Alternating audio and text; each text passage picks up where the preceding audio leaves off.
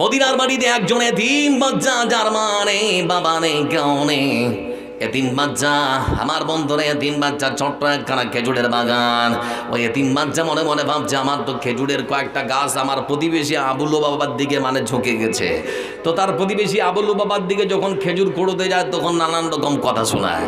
তো মনে মনে ভাবছে যাক খেজুরের বাগানটা সুন্দর করে প্রাচীর দিয়ে দিব, কারো কাছে আর কথা শুনতে হবে না।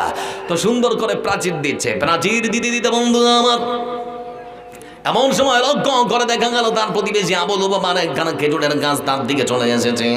আবুলু বাবা তার প্রতিবেশীকে তখন ডেকে বলে, ও ভাই আবুলু বাবা রে, তোমার কাছে অনুরোধ, আমি এতিম বাচ্চা, আমার পৃথিবীর বুকে মা নেই বাবা নেই কেউ নেই, তবে তোমার কাছে আমার ছোট্ট একখানা অনুরোধ, তোমার একখানা খেজুরের গাছ কি আমাকে দেওয়া যাবে?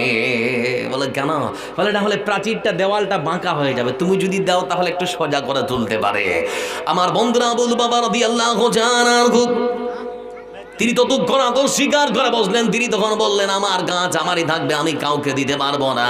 ছোট্ট এতিম বাচ্চা তো আর কিছু বলতে পারলো না। তিনি তখন মনে মনে ভাবলেন, রাসূল সাল্লাল্লাহু আলাইহি ওয়াসাল্লামের কাছে যদি যে আমার রাসূল আমার হয়ে যদি তার কাছে একটু অনুরোধ করেন, রাসূলের অনুরোধ মনে হয় সে ফিরাতে পারবে না। রাসূল সাল্লাল্লাহু আলাইহি ওয়াসাল্লামের কাছে ছোট্ট এতিম বাচ্চা তিনি চলে গেলেন।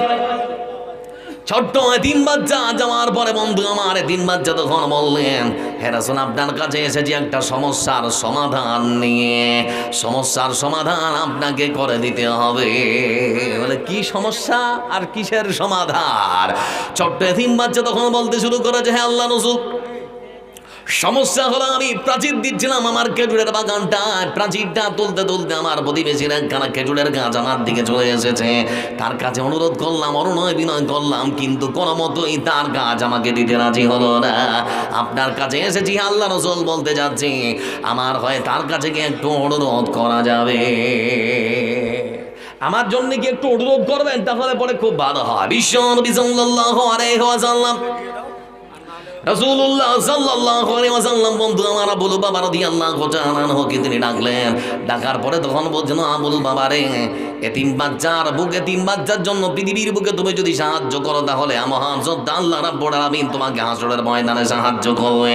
তোমার কি ওই একখানা খেজুরের গাছ তাকে কি দেওয়া যাবে?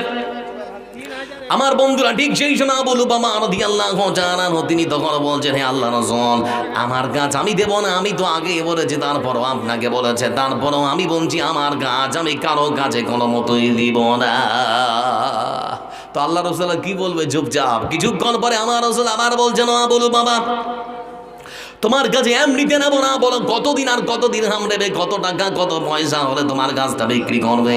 আবুল বাবা রাদিয়াল্লাহু তাআলা তারপরেও তিনি বলছেন, হে আল্লাহর রাসূল, আমি তো বলেছি। আপনাদের কি হয়েছে এখানে এত কোনো কথা বলছেন গো?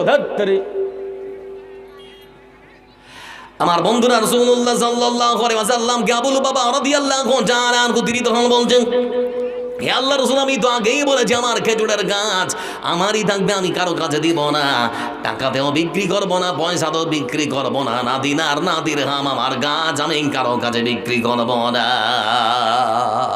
এর থেকে আর বেশি কি বলবেন? আল্লাহর রাসূল চুপচাপ। কিছুক্ষণ পরে আমার রাসূল আবার বলছেন, বলু বাবা, তোমার কাছে আর একটা কথা রাখছি, শুনে রাখো, ভেবে দেখো এটা তোমার জন্য করা যায় কি যায় না।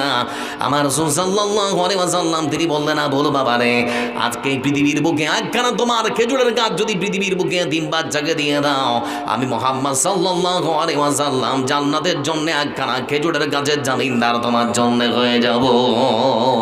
পৃথিবীতে একটা খেজুরের গাছ দাও আর আমি রাসূল কথা দিচ্ছি তোমাকে একটা জান্নাতের খেজুরের গাছ আল্লাহর কাছ থেকে নিয়ে দেবো। দেওয়া যাবে? তারপরেও তখন যে বলে, হ্যাঁ আল্লাহ রাসূল, আমার গাছ আমারই থাকবে, আমি কারো কাছে দেব না, বিক্রি করব না, আগেই বলেছি কোনো মতেই আমি দেব না। রাসূলুল্লাহ সাল্লাল্লাহু আলাইহি ওয়াসাল্লাম তিনি তো আর কিছু বলতে পারলেন না। লক্ষ্য করে দেখলাম বন্ধু আমার আবুল বাবা রাদিয়াল্লাহু তাআলা আনহু তিনি ততক্ষণ নিজের জায়গা ছেড়ে বাড়ির দিকে রওনা দিয়েছেন। ওখানে আরেকজন সাহাবী বসেছিলেন, আবু দাহদা রাদিয়াল্লাহু তাআলা আনহু। আবু দাহদা রাদিয়াল্লাহু তাআলা আনহু তিনি তখন উঠে দাঁড়ালেন, বললেন, হে আল্লাহর রাসূল, আমি কি একটু চেষ্টা করে দেখব?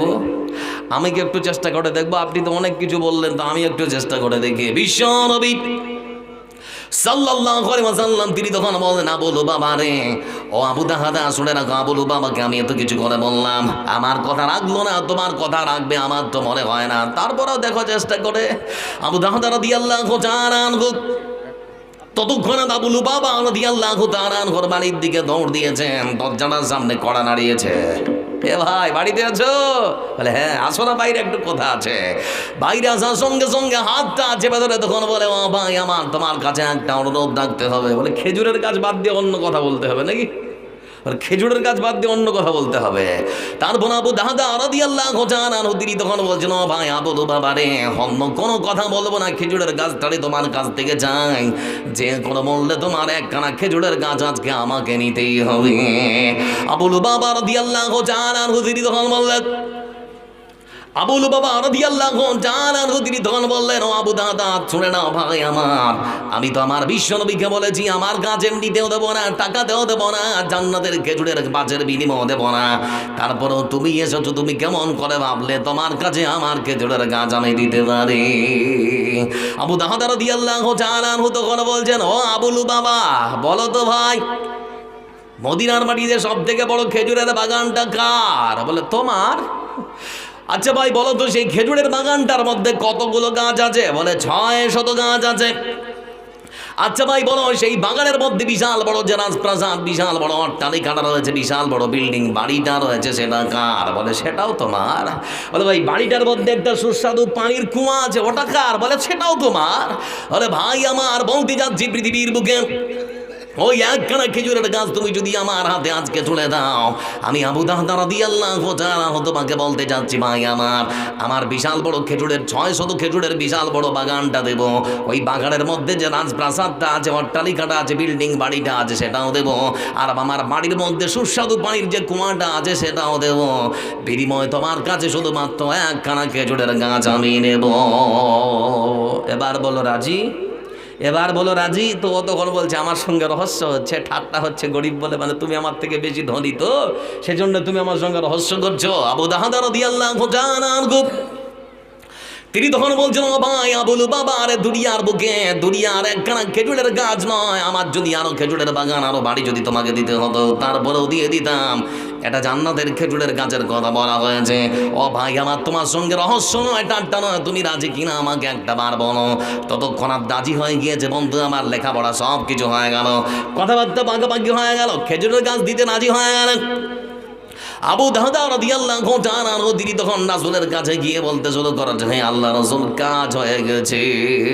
বলে কি কাজ হয়েছে? বলে আপনি যেটা পারেননি ওটা আমি পেরে গেছি, গাছ আমি নিয়ে এসেছি। আমার বন্ধুরা, আমার বন্ধু লক্ষ্য করে দেখুন, ঠিক সেই সময় আবু দাহদা রাদিয়াল্লাহু তাআলা আনহু তিনি তখন বলতে শুরু করেছেন, হে আল্লাহ রাসূল আমি গাছটা আপনার হাতে তুলে দেবো, এতিম বাচ্চার হাতে তুলে দিতে পারি, তার আগে একটা কথা। বলে কি কথা? বলে আপনি যেমন করে আবু লুবাবাকে বলেছিলেন একখানা খেজুরের গাছের বিনিময়ে জান্নাতের মধ্যে একখানা খেজুরের গাছের আপনি জামিনদার হবেন, আমি গাছটা নিয়ে এসেছি, এখন গাছটা আমার, আপনার হাতে তুলে দিতে পারে, কিন্তু আমার কাছে আপনার সত্য হলো জান্নাতের মধ্যে একখানা খেজুরের গাছের জামিনদার এখন আমার জন্য হতে হবে। তাহলে গাছ দিব, না হলে দিব না।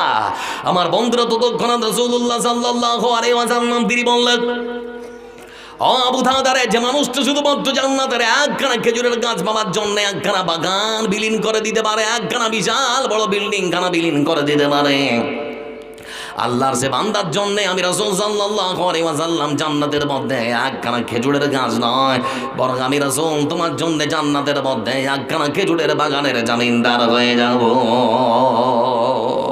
ভাবতে পারেন বন্ধু, যে কোনো মানে জান্নাতটা নিতেই হবে। এ হচ্ছে রাসূল সাল্লাল্লাহু আলাইহি ওয়াসাল্লামের সাহাবীদের চরিত্র। তাই তো লক্ষ্য করে দেখলাম বন্ধু আমার,